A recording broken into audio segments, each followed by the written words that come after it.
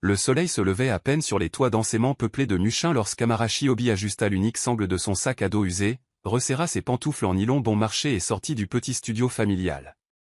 La toux de sa mère résonnait faiblement derrière le rideau délavé, rappel constant des factures d'hôpital qui les avaient amenés ici.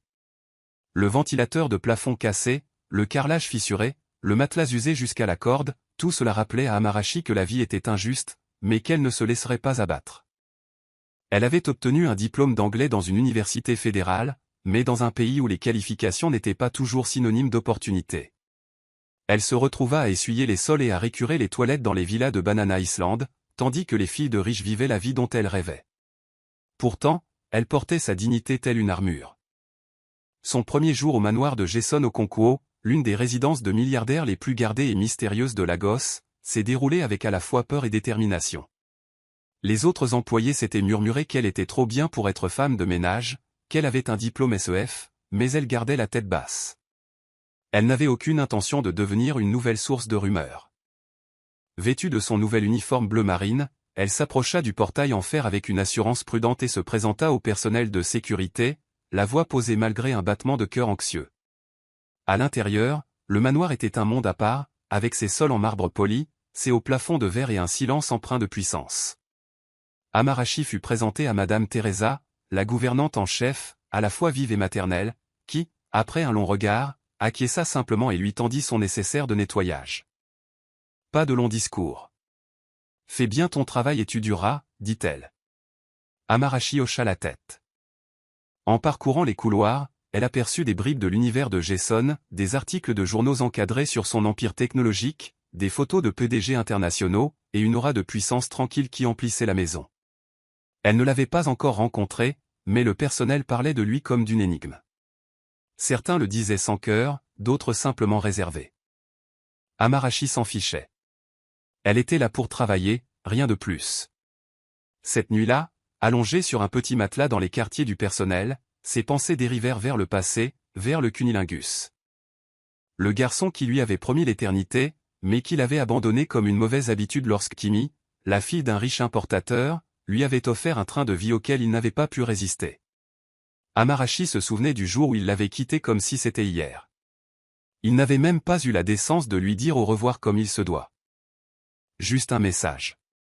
Tu es une fille formidable, Amarashi, mais je dois penser à mon avenir.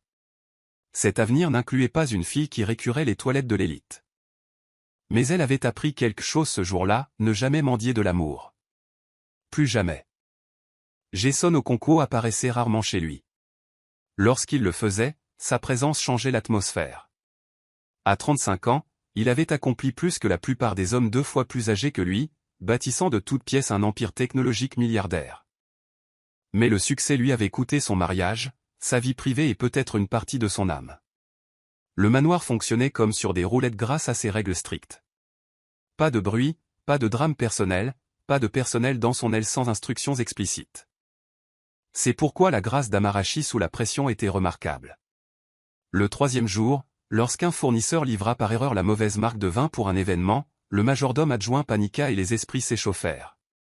Amarashi désenflamma calmement la situation, contacta le fournisseur et réussit à organiser un échange rapide, le tout sans hausser le ton.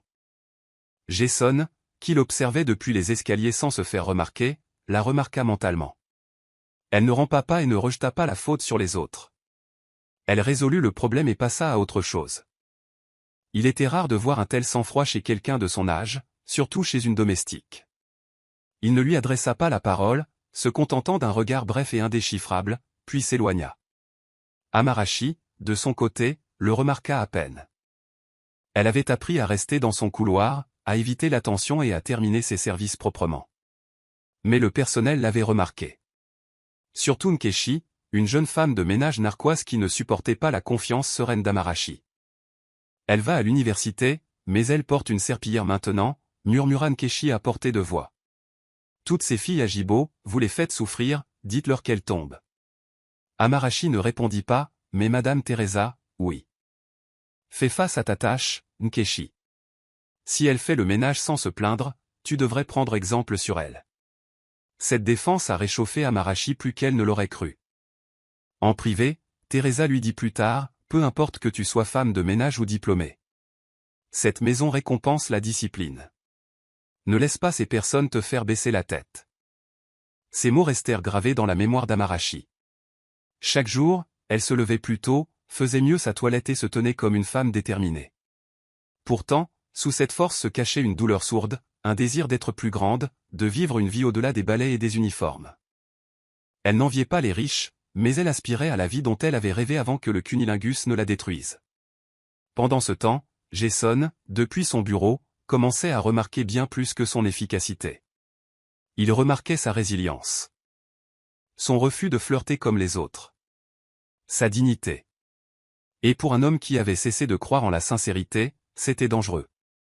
Le tournant est survenu lorsqu'un investisseur étranger est venu à l'improviste, semant la panique chez tout le personnel. Jason revenait tout juste d'une réunion stratégique lorsqu'il a été informé que M. Declercq, un investisseur technologique européen, passerait dans 20 minutes. La cuisine était en désordre. Le salon n'avait pas été dépoussiéré et l'assistante de Jason était en congé. Pendant que les autres se démenaient, Amarashi prit discrètement l'aspirateur, essuya les surfaces vitrées, réorganisa les coussins et changea même la cravate de Jason lorsqu'elle remarqua une petite tache de café. « Tu as oublié quelque chose » dit-elle avec un léger sourire, surprenant Jason par son calme. Il cligna des yeux, habitué à être corrigé par n'importe qui, et encore moins par une femme de ménage, mais avant qu'il puisse dire un mot, elle s'éloigna, laissant derrière elle une légère odeur de lavande provenant du produit d'entretien qu'elle utilisait. À l'arrivée de Declercq, la maison était impeccable et la réunion se déroula sans problème. Plus tard, Jason appela Madame Teresa. « Qui est cette fille » demanda-t-il. « Celle qui a réparé l'endroit en 5 minutes, comme par magie ?» Madame Teresa sourit d'un air entendu. « C'est Amarashi. Elle est intelligente. » Jason ne répondit pas, mais un léger hochement de tête lui suffit pour comprendre que son intérêt avait été éveillé. De retour dans ses quartiers, Amarashi ignorait l'agitation qu'elle avait provoquée. Pour elle, elle ne faisait que son travail. Mais Madame Teresa la prit à part et lui tendit une petite enveloppe. « Monsieur Okonkwo m'a demandé de vous donner ceci, » dit-elle. À l'intérieur se trouvait un petit mot et un chèque de remerciement de 50 000 naira nigérians. Les yeux d'Amarashi s'écarquillèrent. « Maman, j'étais juste, je ne m'attendais à rien, » balbutia-t-elle. « Ce n'est pas une question d'attente, » dit Teresa. « Il n'est pas du genre à remarquer n'importe qui. Tu l'as bien mérité. Ça se sait vite. » Nkechi était furieuse. Les autres membres du personnel devinrent hypocrites, polis en personne, mais malveillants en privé. Elle ferait comme si elle était une petite amie ogre, murmura l'un d'eux. Amarashi commença à ressentir la pression, mais refusa de céder. Au contraire, elle se rappela que la dignité ne dépendait pas de qui regardait. C'était qui on était quand personne ne le remarquait. Pendant ce temps, Jason, dans son bureau silencieux, se souvenait sans cesse de la façon dont ses mains avaient redressé sa cravate.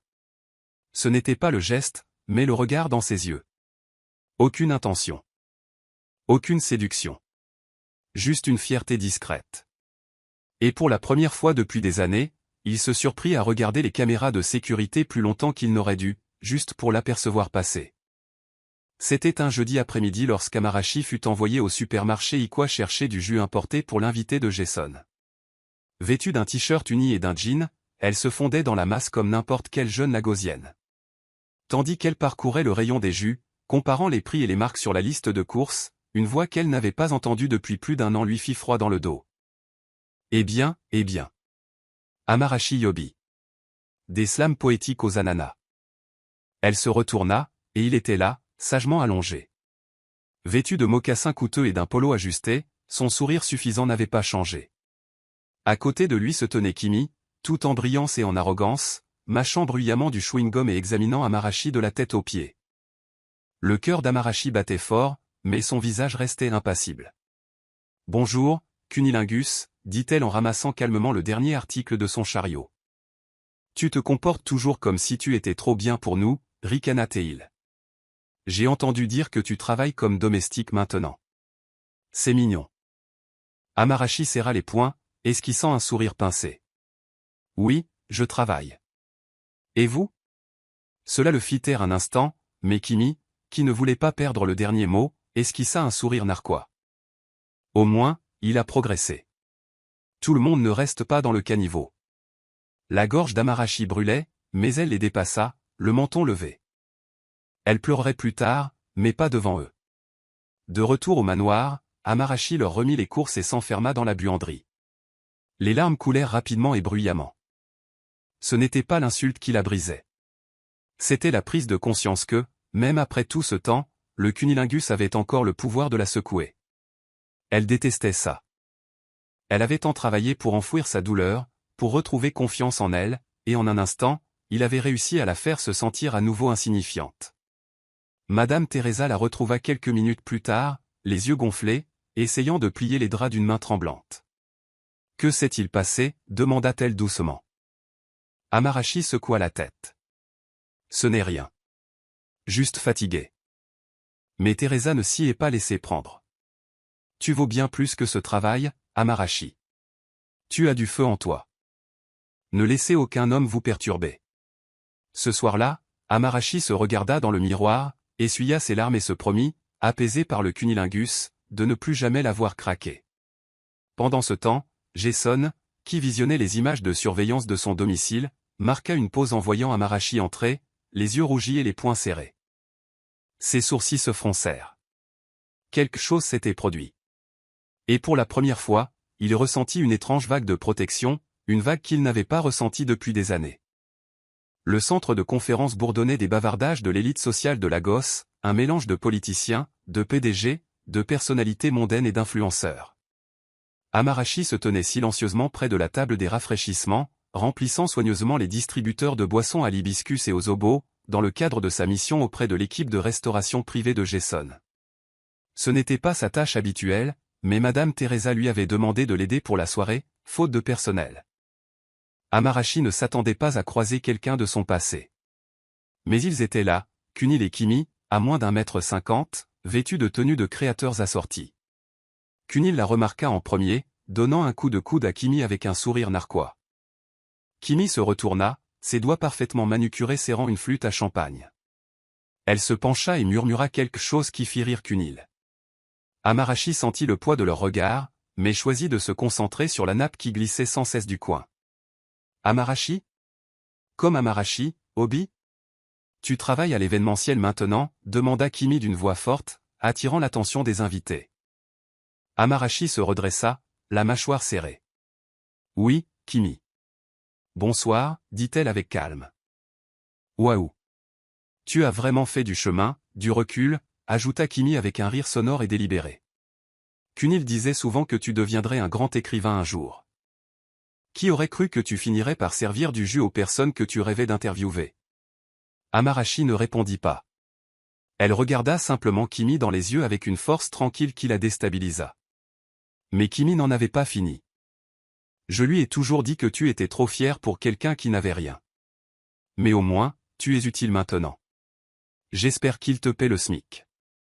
Kunil gloussa à côté d'elle. Allons-y, ma puce.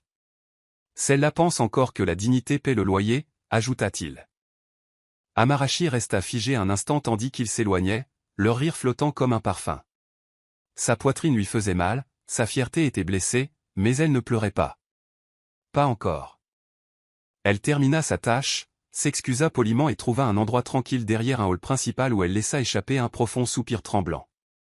Les larmes coulèrent enfin, silencieuses, contenues et amères. Elle détestait qu'elles aient encore ce pouvoir sur elle, détestait qu'en dépit de tout ce qu'elle avait reconstruit en elle, leurs paroles la blessent encore. Plus tard dans la soirée, alors que l'équipe rangeait ses affaires, Jason retourna brièvement sur place pour récupérer un dossier oublié. Il passa devant Amarachi sans rien dire, mais ses yeux se plissèrent en remarquant le léger gonflement autour des siens. Quelque chose s'était passé. Quelque chose de personnel. Il n'avait pas encore posé la question. Mais à partir de ce soir-là, Jason commença à lui prêter une plus grande attention. Pas en tant que patron. En tant qu'homme dont la curiosité avait soudainement pris une tournure beaucoup plus personnelle. Jason n'avait jamais été un adepte des événements publics ou des galas, mais cette collecte de fonds pour une fondation d'éducation technologique pour les enfants était l'une des rares causes auxquelles il croyait sincèrement. Chaque année, il donnait des millions pour soutenir l'apprentissage numérique dans les communautés défavorisées. Et chaque année, l'événement attirait l'attention des médias, des invités de marquer des influenceurs avides d'une photo avec le milliardaire technologique le plus insaisissable du Nigeria. Cette année, cependant, quelque chose a changé. Il ne voulait pas y aller seul. Pas avec la même mondaine et ses compagnons qui lui offraient à parts égales beauté et ennui. Ses pensées revenaient sans cesse à Amarachi. Son maintien, sa dignité discrète, sa fierté inébranlable, même rabaissée. Elle ne portait pas de masque. Elle ne cherchait pas à impressionner. Et pour un homme entouré de prétentions, cela avait pris un tournant. Un soir, après une réunion de conseil, Jason entra dans la cuisine et la trouva en train de préparer des plateaux de petit déjeuner. « Amarachi » dit-il simplement. Elle se retourna, surprise de le voir en bas sans prévenir. « Oui, monsieur. Vous êtes doué avec les gens. J'ai besoin de quelqu'un qui ne me fasse pas honte à un gala de charité ce week-end, a-t-il dit. Viens avec moi. Comme assistant. Vous serez indemnisé en conséquence. Amarachi cligna des yeux, stupéfaite. Monsieur, pourquoi moi? À Banana Island, demanda-t-elle. Oui, répondit-il sèchement en se retournant pour partir. Prends une robe adaptée à l'occasion. Dis à Madame Teresa de s'en occuper.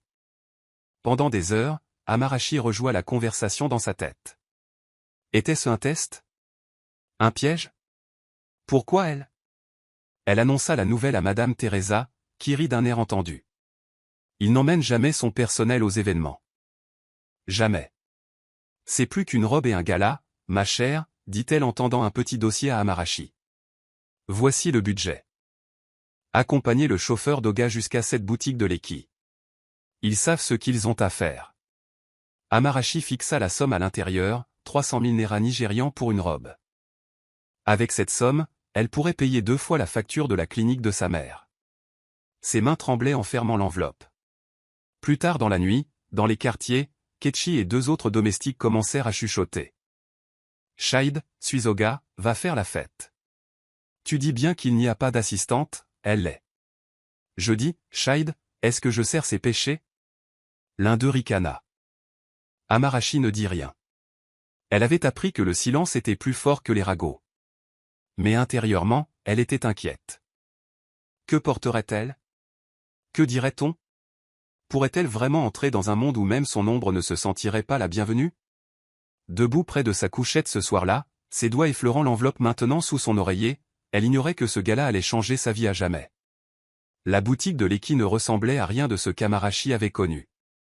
L'air était imprégné de parfums importés, un doux jazz s'échappait de haut-parleurs cachés, et les mannequins portaient des robes dignes des couvertures de magazines. Les vendeurs, d'abord dédaigneux, se sont immédiatement ragaillardis en voyant le chauffeur de Jason lui remettre l'autorisation signée. C'est elle, l'invitée, a demandé l'un d'eux en jetant un coup d'œil au chemisier uni et au jean usé d'Amarachi. Directive de Monsieur Okonkwo, a confirmé le chauffeur. Soudain, Amarachi se retrouva conduite dans une cabine d'essayage privée, où l'on lui tendit du champagne qu'elle n'avait pas bu, et entourée d'un choix de tissus valant plus que son salaire annuel.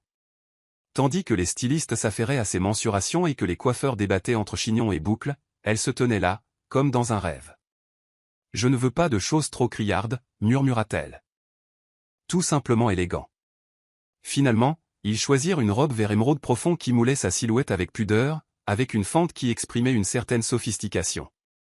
Ses cheveux naturels étaient coiffés en un chignon royal et torsadé, et une légère touche de maquillage nude mettait ses traits en valeur. En voyant son reflet, même Amarachi ne se reconnut pas. Elle ressemblait à une femme à part entière, sûre d'elle, gracieuse et puissante. De retour au manoir, sa transformation ne passa pas inaperçue. Lorsqu'elle entra dans la maison principale pour les derniers essayages et accessoires, plusieurs membres du personnel interrompirent leur travail pour l'observer. Nkechi faillit laisser tomber le plateau. Nala. Amarachi. Comme ça. Murmura un cuisinier. Voyant sa réaction, Madame Teresa sourit et lui adressa un hochement de tête maternel. Tu es pleine de grâce, ma chère.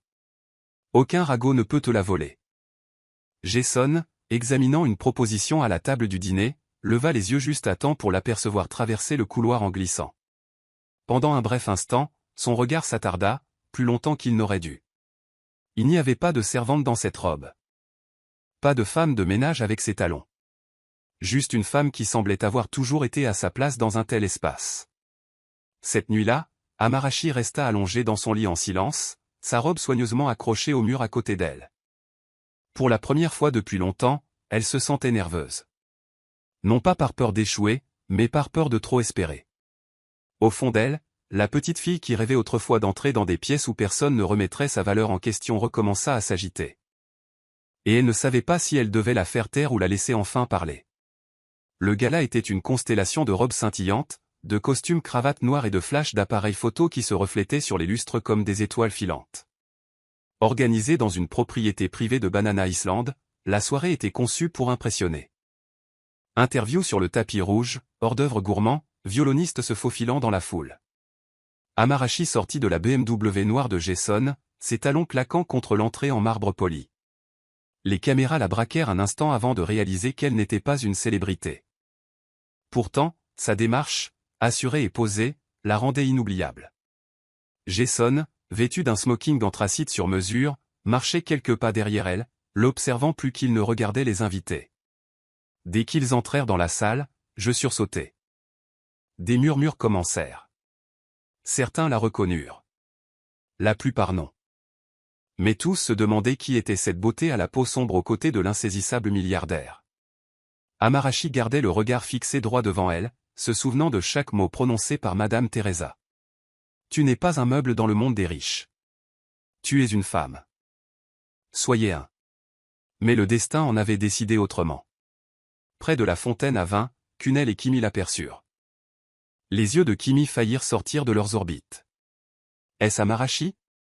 Siffla-t-elle. Kunel se retourna et cligna des yeux, incrédule. Ça ne peut pas être elle. Elle a l'air chère. Amarashi les a remarqués. Sa colonne vertébrale se raidit, mais elle refusa de broncher. Je te l'avais dit.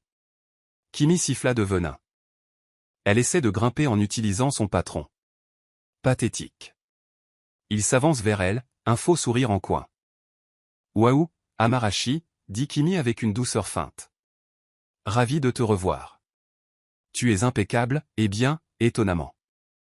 Amarashi sourit. Je pourrais en dire autant, répondit-elle, de ne jamais quitter Kimi S. Mais je suppose que l'argent ne fait pas l'humilité. Kunel ricana maladroitement, ne sachant où se placer. Juste à ce moment, Jason s'approcha, tendit un verre à Amarashi et passa un bras nonchalamment autour de sa taille. Tout va bien ici, demanda-t-il d'une voix basse mais autoritaire. Kimi cligna des yeux, sa confiance vacillant. On était juste en train de discuter avec un vieil ami, balbutia-t-elle. Bien, dit Jason, le regard froid. Parce que je ne permets à personne de manquer de respect à mon invité. Amarashi expira silencieusement. Elle n'était pas seule. Pas ce soir. Et pour la première fois, ni Kimi ni Kunel n'eurent le dernier mot. L'atmosphère dans la salle de gala se transforma comme une marée lorsque Kimi éleva la voix, ses doigts parfaitement manucurés fendant l'air avec une fausse autorité. Soyons honnêtes, ricana-t-elle d'une voix aiguë et pleine de mépris. Une femme de chambre a beau être jolie dans une robe de location, elle n'est qu'une femme de chambre. On n'achète pas la classe avec du satin. Ces paroles étaient suffisamment fortes pour que les invités à proximité les entendent. Certains haltèrent, d'autres échangèrent des regards gênés, et quelques-uns ricanèrent derrière des coupes de champagne. Amarashi resta immobile, la gorge en feu, sa dignité prise entre le chagrin et l'humiliation. Ses doigts tremblaient tandis qu'elle serrait plus fort son verre de vin. Elle aurait pu s'éloigner, mais quelque chose en elle refusait. Elle refusait d'accorder cette victoire à Kimi.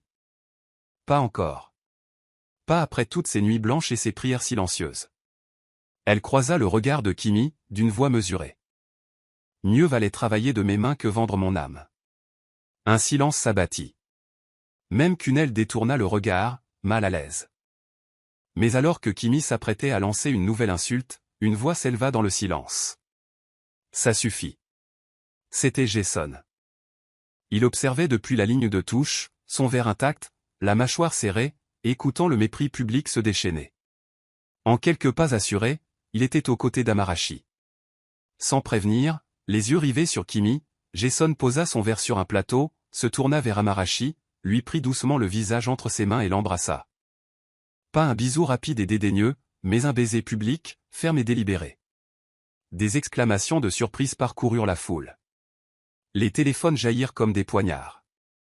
Les flashs des appareils photo ont brillé. Quelque part, un verre s'est brisé. Les yeux d'Amarachi se sont écarquillés sous le choc. Son cœur battait fort dans sa poitrine tandis que Jason s'écartait lentement, effleurant sa joue du pouce avec une résolution plus forte que les mots. « La prochaine fois que tu lui parleras, dit-il froidement à Kimi, souviens-toi qu'elle est sous ma protection.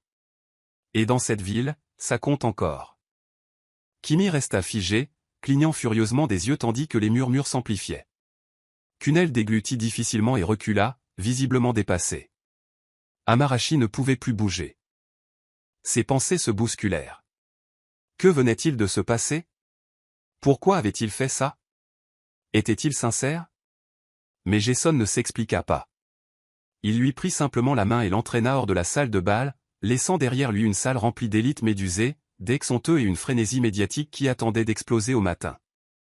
En montant dans la voiture, le silence plana entre eux. Amarachi, les joues rouges, pouvait à peine parler. Jason ne dit qu'une chose avant que le chauffeur ne démarre. Personne n'a le droit de te faire honte, Amarachi. Pas en ma présence. Au matin, tous les blogs People, plateformes de divertissement et pages Instagram du Nigeria avaient une histoire en tête, l'insaisissable milliardaire Jason Okonkwo embrassant sa femme de chambre lors d'un gala de charité. Des captures d'écran de l'expression stupéfaite d'Amarachi, de la posture audacieuse de Jason et de la bouche béante de Kimi ont dominé l'espace numérique. Des débats ont éclaté sur Twitter.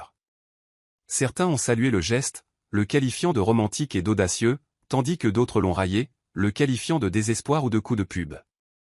Les commentaires ont été inondés de prises de position polarisées. Elle le mérite. Est-ce un remake de Cendrillon? Il doit essayer de contrarier quelqu'un. L'amour est l'amour.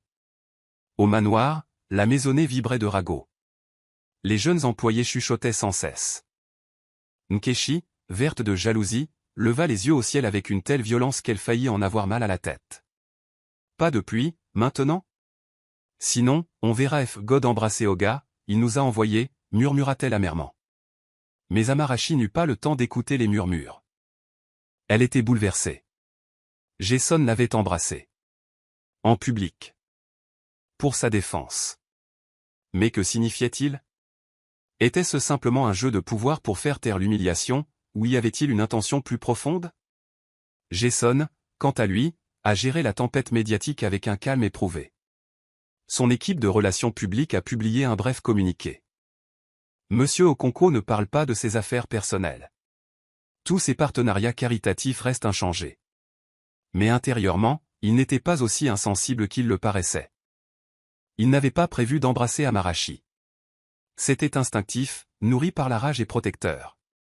Il détestait la façon dont les mots de Kimi faisaient reculer Amarachi, la façon dont même ses forces semblaient faiblir sous cet assaut. Cela déclencha en lui quelque chose qu'il n'avait plus ressenti depuis que son ex-femme se moquait de ses origines modestes. Ce baiser avait été un message, non seulement adressé au monde, mais aussi à lui-même. Amarachi n'était pas qu'une simple domestique. C'était une femme qui gardait la tête haute là où d'autres se seraient effondrés.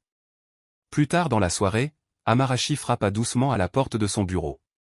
Il leva les yeux et lui fit signe d'entrer. « Merci pour ce que tu as fait, dit-elle doucement. Je ne te l'ai pas demandé, mais merci. » Jason se pencha en arrière et l'observa attentivement. « Je ne l'ai pas fait par gratitude, a-t-il dit. Je l'ai fait parce que tu mérites mieux que ces bêtises. Et parce que je le pensais vraiment. » La pièce se tut. Amarachi retint son souffle. « Tu as quoi? » Je le pensais vraiment, répéta-t-il en se levant. Tu n'es pas qu'un simple employé chez moi, Amarachi. Tu as gagné le respect. Et si ce baiser était le seul langage qu'il comprenait, tant pis. Pour la première fois, elle voyait l'homme derrière le milliardaire. Et il voyait une femme valant bien plus que ce que le monde pouvait admettre. Les jours suivants furent un tourbillon auquel Amarachi ne s'était pas préparé. Les blogueurs ont commencé à fouiller dans son passé, son parcours universitaire, le travail de son défunt père à la poste, même des photos de ses années au Nice ont fait surface en ligne. Les gros titres allaient de « Rencontrer la belle servante qui a conquis Jason » à « Amarachi au Nigeria est-elle la vraie Cendrillon ?» Son téléphone résonnait d'appels de parents éloignés, d'anciens camarades de classe et de personnes qu'il avait ignorées dans ces moments les plus sombres et qui se comportaient maintenant comme s'ils avaient toujours cru en elle. Cette soudaine attention était étouffante. Elle avait à peine le temps de gérer ses émotions. La nuit, elle restait éveillée, les yeux rivés au plafond, se demandant si c'était réel ou si l'univers lui jouait un tour. Jason avait été gentil. Douce. Claire dans ses intentions, mais elle avait déjà été utilisée. Manipulée par cunilingus. Moquée par la société. Pouvait-elle vraiment croire que le baiser de Jason n'était pas juste une démonstration de force d'un milliardaire? Une démonstration de pouvoir. Jason remarqua son repli sur soi. Elle avait cessé de venir à la maison principale sans y être convoquée, les conversations étaient brèves et elle évitait tout contact visuel. Un soir, il lui demanda de rester après le dîner. « Tu t'éloignes » lui dit-il. Elle m'a parlé. Amarachi a baissé les yeux vers ses mains. On s'est déjà moqué de moi. On m'a menti. On m'a utilisé comme un jouet dans l'histoire de quelqu'un d'autre. Ce baiser. Je ne sais même pas si c'était pour moi ou pour ton ego. Le visage de Jason s'assombrit. Pas de colère, mais de douleur. Tu crois que je suis le genre d'homme qui embrasse les gens pour attirer l'attention? Elle secoua la tête. Je ne sais pas quel genre d'homme tu es, monsieur. C'est ça le problème. Il s'est rapproché. Alors laisse-moi te montrer. Sans pression. Aucune attente. Fais-moi juste assez confiance pour me laisser le mériter, d'accord? Son regard s'adoucit. Lentement, ses murs commencèrent à se fissurer. Cette nuit-là, Jason ne la toucha pas. Il n'essaya pas de la séduire.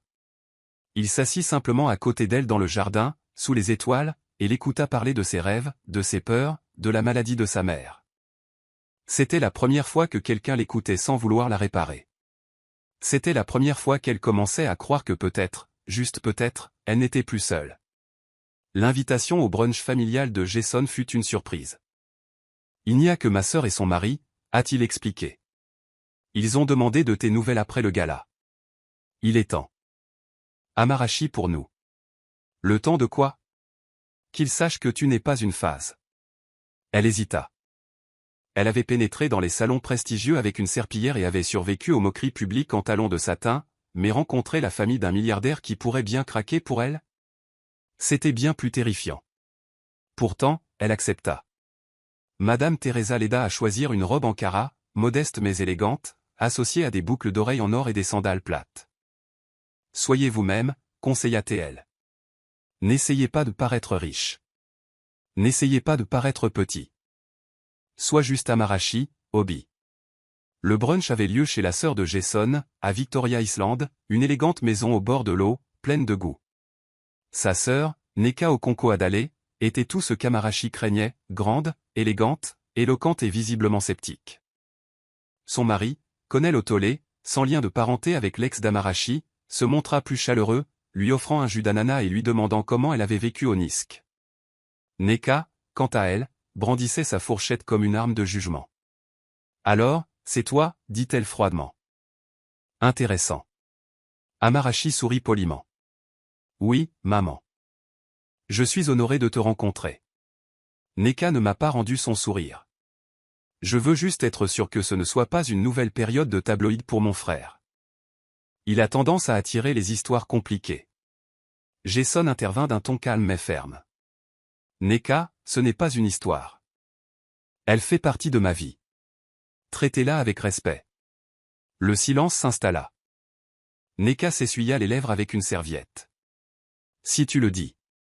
Sache que le monde n'est pas tendre avec les femmes qui s'élèvent trop vite. » Amarachi la regarda droit dans les yeux. « Heureusement que je n'ai pas grimpé si vite, maman. J'ai grimpé, marche par marche. » Jason blinque, visiblement impressionné.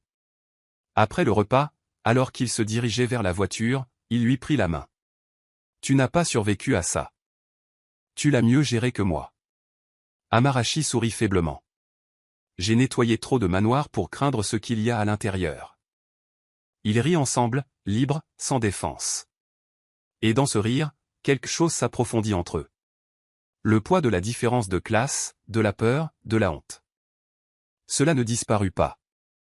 Mais cela commença à devenir plus léger. Et pour la première fois, Amarashi ne se sentait plus seulement comme un visiteur dans le monde de Jason. Elle avait l'impression d'appartenir à un groupe. Amarashi ne s'attendait pas à entendre à nouveau le nom de Kunel si tôt, et encore moins à une conversation qui briserait le peu de foi qui lui restait en leur passé.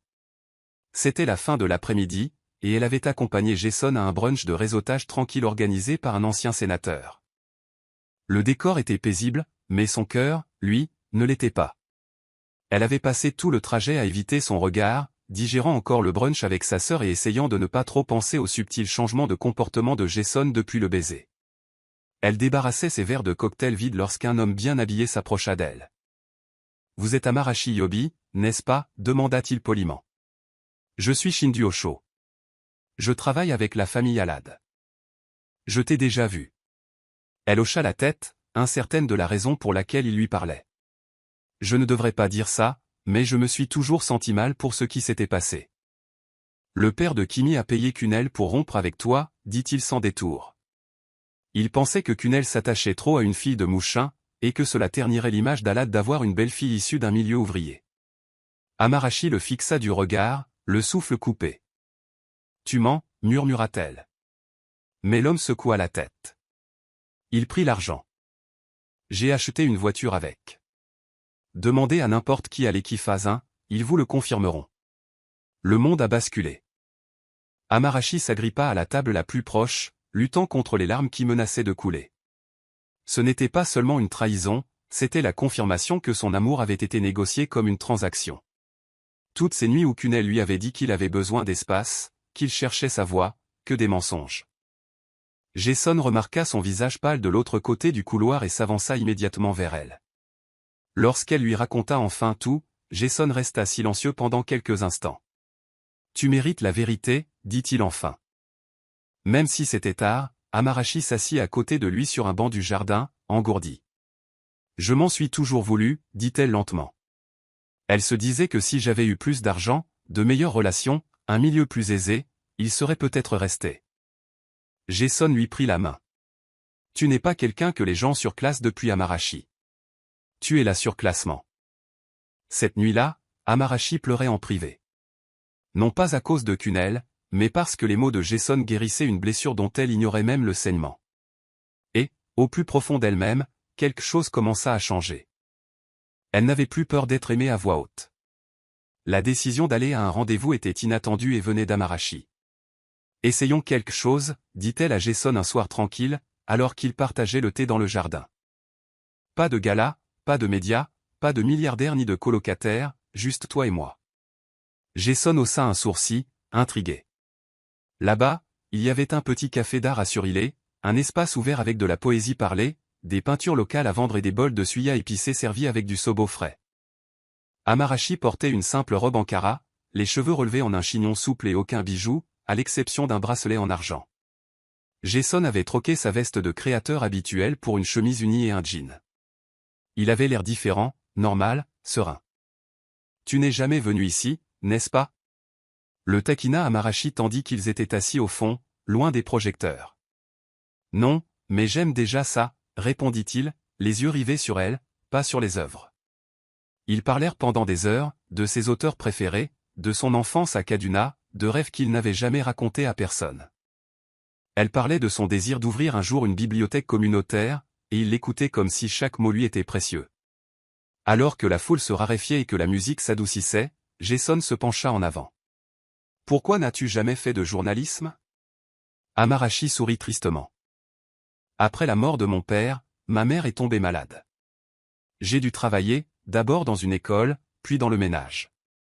J'avais prévu de mettre mes rêves en pause, mais cette pause s'est prolongée pendant des années. » Jason tendit la main par-dessus la table et la prit. « Les rêves ne périment pas. Ils attendent juste que le bon partenaire y croie. » Cette seule phrase la déstabilisa. Aucun homme n'avait jamais parlé de son avenir avec autant d'importance. Après la fermeture du café, ils arpentèrent la rue comme de vieux amis. À un moment donné, il s'arrêta devant une fresque représentant une femme escaladant une échelle dans la boue. « C'est toi, » murmura-t-il. « Et tu n'as pas attendu qu'on te tire vers le haut. Tu grimpes. » Amarashi cligna des yeux pour retenir ses larmes. Jason ne l'embrassa pas ce soir-là. Au lieu de cela, il l'accompagna jusqu'à la voiture, ouvrit la portière et murmura, « Construisons ta bibliothèque. Construisons tout. » Amarashi sourit. Cette fois, il n'y eut aucune confusion. Aucune hésitation. Elle savait désormais qu'il ne la voyait pas comme une phase ou un fantasme, mais comme un avenir. Plus la ville parlait de Jason et d'Amarashi, plus Kimi s'impatientait. Les médias avaient cessé de se focaliser sur sa ligne de vêtements et commençaient à parler de l'ascension mystérieuse d'Amarashi. Les commentateurs louaient sa grâce et son intelligence. Même les journalistes qui la raillaient autrefois la considéraient désormais comme la voix des Nigérianes ordinaires. Mais Kimi n'était pas prête à se taire. Elle a coincé Amarashi dans les toilettes d'un brunch exclusif pour femmes leaders, où elle avait accompagné la directrice des relations publiques de Jason. Le reflet de Kimi apparut en premier dans le miroir. Ses lèvres étaient rouges comme du sang, ses sourcils étaient pointus comme des chiffons. « Tu crois vraiment avoir gagné, n'est-ce pas » ricana-t-elle. Amarashi ne broncha pas, « Je ne savais pas que c'était un jeu », répondit-elle froidement. Kimi ricana. « Tu crois que les hommes comme Jason épousent des femmes de chambre ? Tu es une tendance. » Un instant, une histoire, et les instants passent. Amarashi se lava lentement les mains. « C'est drôle, tu as eu des cunilingus, de l'argent et toutes les fêtes. Et pourtant, tu as quand même eu le temps de parler de moi. » Kimi s'avança, baissant la voix. « Éloigne-toi de sa fortune, ou je te ruinerai. » Amarashi la regarda droit dans les yeux. « Tu as déjà essayé. Devant l'élite de Lagos. Et il m'a embrassé. Devant toi. » Cette phrase piqua Kimi si fort qu'elle serra les dents. Amarashi n'attendit pas de réponse. Elle sortit des toilettes, ses talons résonnant sur le sol en marbre. Non pas par richesse, mais par fierté. Jason apprit plus tard la confrontation par un membre du personnel qui en avait entendu des extraits. « Elle t'a menacé ?» demanda-t-il en faisant les 100 pas. Amarashi hocha la tête, mais resta calme. Elle est juste bruyante. Les barils vides le sont toujours. Jason voulait rendre publique une déclaration défendant Amarashi, mais elle a refusé. Si tu parles, ça devient un scandale. Si je parle, ça devient une histoire. Mais si nous restons silencieux et forts, cela deviendra de l'histoire ancienne. Jason la fixa, stupéfait par sa clarté. « Qui es-tu » murmura-t-il. « Quelqu'un qui pleurait en silence » répondit-elle. « Maintenant, je marche avec puissance. Une puissance silencieuse. » Cette nuit-là, Jason réalisa autre chose. Amarashi n'était pas seulement quelqu'un dont il tombait amoureux. Elle était quelqu'un qui allait le défier, l'aiguiser et le transformer. Pas seulement une femme à aimer, mais une femme à respecter. C'était un mercredi matin lorsque Jason se présenta à la réunion trimestrielle du conseil d'administration de Novotech Holdings, vêtu de son costume bleu marine sur mesure emblématique. Mais l'énergie s'était relâchée dans la salle. Son directeur financier, 2 investisseurs de premier plan et le président du comité consultatif affichaient tous une mine sombre. « Jason » commença le président, « il faut qu'on parle d'optique. » Jason haussa un sourcil. « Optique ? Votre implication avec la femme de ménage, » a déclaré un autre membre du conseil d'administration sans détour. Cela a créé un buzz que nous ne pouvons contrôler. Les principaux partenaires s'inquiètent de votre jugement. Tu sors avec quelqu'un d'une classe sociale inférieure à la tienne, et la presse s'en délecte. Jason se pencha en avant, la voix calme, mais glaciale. Je ne me souviens pas que la classe sociale ait été un critère de caractère. Du côté du président, ce n'est pas personnel. Mais la perception compte. Client, investisseur, il parle. Jason croisa les bras, puis les laissa parler.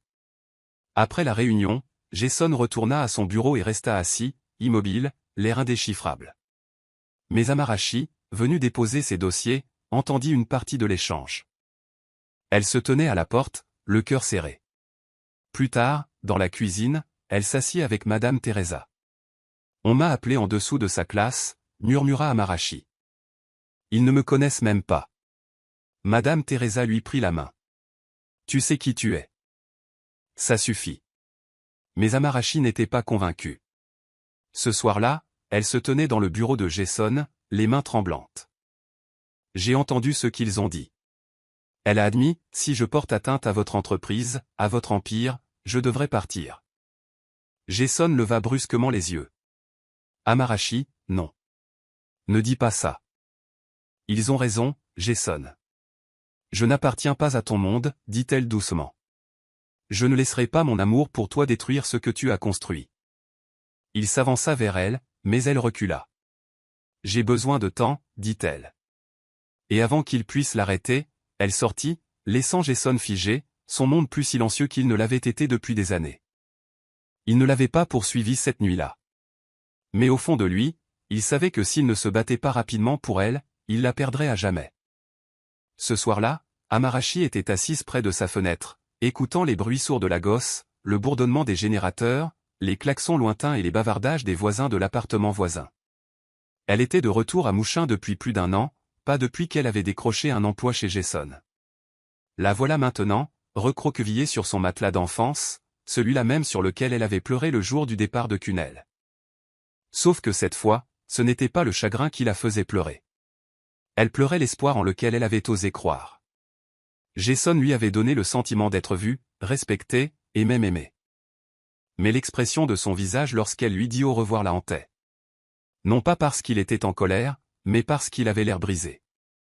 Et cela l'effrayait plus que la colère ne le pourrait jamais. C'était le regard d'un homme qui s'était à nouveau laissé aller à ses émotions, pour finalement être laissé en silence. Madame Teresa l'avait supplié de reconsidérer sa décision, mais Amarachi avait pris sa décision. Elle ne serait pas le genre de femme dont la présence susciterait des rumeurs au sein du conseil d'administration ou la frilosité des investisseurs. Jason avait bâti un empire avec intégrité, et elle ne pouvait pas être la cause de son effondrement, même si cela impliquait de quitter l'homme qui la faisait se sentir plus qu'une étiquette. Jason n'a pas fermé l'œil pendant 2 nuits. Son absence était comme une plaie ouverte, vive, inexplicable et implacable. Il jetait des coups d'œil à la porte pendant les réunions, s'attendant à ce qu'elle entre. Il fixait le siège qu'elle occupait près du jardin, revoyant chaque conversation. « Si je ternis ton image, je m'en vais. » Ces paroles résonnèrent dans son esprit. Personne ne l'avait jamais quitté auparavant, pas même son ex-femme. Elle était restée jusqu'à ce que l'argent devienne lassant. Mais Amarachi, elle l'avait quitté par amour, et cela l'avait blessé plus profondément que la trahison. Le 3e jour, Jason prit une décision qui stupéfia toute son équipe. Il annula ses réunions, s'habilla d'un simple jean et d'un polo délavé, et dit à son chauffeur, « Conduisez-moi à Mouchin. » Le chauffeur cligna des yeux. « Monsieur, vous m'avez entendu. Mouchin. Rue Amarachi. » À leur arrivée, le soleil commençait à se coucher, teintant les ruelles étroites de teintes orange et or. Jason sortit, attirant les regards curieux des enfants comme des adultes. Milliardaire et Mouchin? Il la trouva assise dehors avec sa mère, à éplucher des feuilles affreuses. En le voyant, son cœur s'arrêta. Il s'approcha d'elle, sans escorte, sans costume de créateur, juste un homme amoureux qui n'avait rien à prouver. « Tu ne peux pas m'abandonner comme si j'étais un communiqué de presse, dit-il à voix basse. Tu comptes pour moi, Amarachi, pas comme un symbole, pas comme un compagnon. C'est mon cœur. » Le silence entre eux était pesant, chargé de non-dits. Jason semblait déplacé, debout sur le trottoir accidenté. Mais il s'en fichait. Amarachi se leva lentement, les mains tremblantes. Sa mère, toujours perspicace, se leva silencieusement et se glissa à l'intérieur, leur laissant de l'espace. « Jason, tu ne devrais pas être ici, » murmura Amarachi, les yeux remplis de larmes. « Ce n'est pas ton monde. » Il secoua la tête. « Mais tu le es. Et j'en ai assez de vivre dans un monde où tu n'es pas à mes côtés. » Elle retint son souffle. « Je suis parti parce que je ne voulais pas que ton conseil perde confiance. Je ne voulais pas te ruiner. » Il s'est rapproché. « Et je suis là parce que je me fiche des actionnaires qui ne voient pas ce que je vois. Tu es la femme la plus courageuse que j'ai jamais rencontrée. Tu es parti alors que tu aurais pu rester et te battre. Mais maintenant, c'est à mon tour de me battre pour toi. » Amarachi se mordit la lèvre inférieure, luttant pour la retenir. « Et si le monde continue de se moquer de nous, qu'il le fasse, » dit Jason fermement, « car je continuerai à te choisir. Fort et fier. Et si jamais tu te sens à nouveau en danger, je serai la première à mettre le feu à la pièce. » Elle rit à travers ses larmes, se laissant enfin tomber dans ses bras. Leur baiser n'était pas aussi passionné qu'au gala. C'était doux, brisé et apaisant. Un baiser qui disait « On a réussi ». Plus tard, ils s'assirent sur le balcon, partageant du maïs bouilli et du suya acheté par un vendeur ambulant, sous le regard stupéfait des voisins depuis leurs fenêtres. Jason ne broncha pas. Il salua chaque passant et aida même un vieil homme à porter un sac dans sa chambre. Amarashi le regarda d'un œil neuf, non pas comme un milliardaire, mais comme un homme qui avait choisi l'humilité parce que l'amour le lui demandait. « Je ne veux pas que tu abandonnes ton monde pour moi, dit-elle doucement. Je veux juste une place qui m'appartient. » Il se tourna vers elle. « Alors, construisons cet endroit ensemble. » Le lendemain, ils retournèrent à Aqua, main dans la main. Le manoir bourdonnait d'incrédulité. Jason a convoqué une réunion du personnel et s'est adressé à tous. Amarashi n'est pas seulement une employée. Elle fait partie de ma vie. Si cela pose problème à quelqu'un, n'hésitez pas à démissionner. Personne ne l'a fait. En fait, pour la première fois, ils ont tous applaudi. Et d'un seul coup, le récit a changé. La servante n'a pas grimpé à une échelle. Elle est devenue l'échelle à laquelle les autres mesureraient l'amour. Discret, audacieux et indéniablement le sien. Une semaine plus tard, Jason faisait à nouveau la une des journaux. Mais cette fois, il ne s'agissait ni d'un scandale ni de spéculation. C'était l'annonce officielle d'une nouvelle initiative éducative, une bibliothèque d'initiation aux nouvelles technologies, baptisée Amarashi Center, construite en partenariat avec le gouvernement de l'État de Lagos. Interrogé lors d'une conférence de presse sur les raisons de son nom, Jason a simplement répondu « Parce que je crois en la construction de l'avenir. » Et elle m'a appris ce que cela signifie vraiment. Amarashi se tenait à ses côtés, non pas comme une ombre, ni comme un cas de charité, mais comme une cofondatrice. Sa voix tremblait légèrement lorsqu'elle s'adressait à la foule. J'avais l'habitude de nettoyer des endroits comme celui-ci. Maintenant, je contribue à leur création. Et si un enfant retrouve l'espoir grâce à cette bibliothèque, alors mon histoire n'est plus seulement la mienne, elle est aussi la sienne. La foule a applaudi à tout rompre. Ce soir-là, à la réunion du conseil d'administration de Novoteca, Jason entra avec Amarashi, assis à ses côtés. « Voici Amarashi Obi, dit-il. C'est ma partenaire, dans la vie comme dans la vie. Tout membre du conseil d'administration qui a un problème avec cela est libre de présenter sa démission d'ici demain matin. » Pas une seule main n'a bougé. C'était officiel. Amarashi n'avait pas seulement fait son entrée dans son monde, elle avait pris place à table, avec une dignité intacte. De retour au manoir, Amarashi se prépara pour son premier jour de cours à la Lagos Business School. Jason l'avait personnellement inscrite et avait insisté pour qu'elle prenne congé afin de se concentrer. Elle hésita d'abord, mais finit par accepter, non pas parce qu'il lui offrait quelque chose, mais parce qu'elle croyait enfin mériter mieux. Madame Teresa a pleuré le jour où elle a vu Amarashi dans sa première tenue de cours. « Je l'ai toujours su », murmura-t-elle en la serrant dans ses bras comme une mère fière. Amarashi quitta les quartiers du personnel pour s'installer dans une suite tranquille à l'étage. Elle n'était plus une employée, plus une étrangère, juste une femme vivant selon ses propres conditions. Pendant ce temps, Kunal et Kimi observaient la scène de loin, l'amertume grandissante. Leur moquerie était devenue sans objet. Ils s'étaient moqués d'une servante, mais ce qu'ils ignoraient, c'est qu'ils s'étaient moqués d'un miracle. Les miracles ne s'estompent pas, ils brillent. La demande en mariage eut lieu un dimanche matin tranquille, sans fanfare ni feu d'artifice. Amarashi était sur la terrasse, sirotant du thé et lisant un roman, lorsque Jason sortit en jogging, pieds nus, une petite boîte en velours à la main. « J'allais faire ça lors d'un dîner chic, dit-il en s'agenouillant. Mais ensuite, j'ai réalisé que je tombais amoureuse de toi dans les moments de calme, pas dans les grands moments. » Amarashi halta, les larmes aux yeux.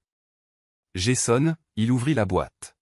« Tu me changes, non pas par l'argent, ni par la force, mais par ta présence, par ton honnêteté. Veux-tu m'épouser et m'aider à construire une vie qui rappelle aux gens comme nous que l'amour n'a pas besoin de permission ?» Elle hocha la tête, muette, et tomba dans ses bras.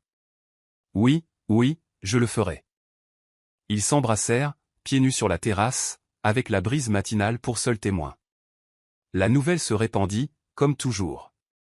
Mais cette fois, les blogs ne se moquèrent pas, ils s'émerveillèrent. De femmes de ménage à Rennes, les réseaux sociaux ont fait fureur, des jeunes filles de tout le Nigeria ont commencé à partager des histoires de dignité, de lutte et d'espoir. Et quelque part à Muchin, une ancienne enseignante a épinglé la photo de fiançailles d'Amarashi sur le tableau d'affichage de l'école, en écrivant « Ne sous-estimez jamais une fille qui nettoie avec fierté ». Kunal et Kimi ont vu les gros titres. Mais au lieu de jalousie, ils ressentaient quelque chose de pire, un manque d'importance. Jason et Amarashi s'en fichaient. Ils étaient là l'un pour l'autre. Et tandis qu'ils marchaient main dans la main vers l'avenir, une chose devint claire, parfois, l'amour ne se manifeste pas comme prévu. Il se manifeste mieux, plus fort, plus fort. Et quand cela arrive, vous l'embrassez hardiment, devant le monde qui en doutait autrefois.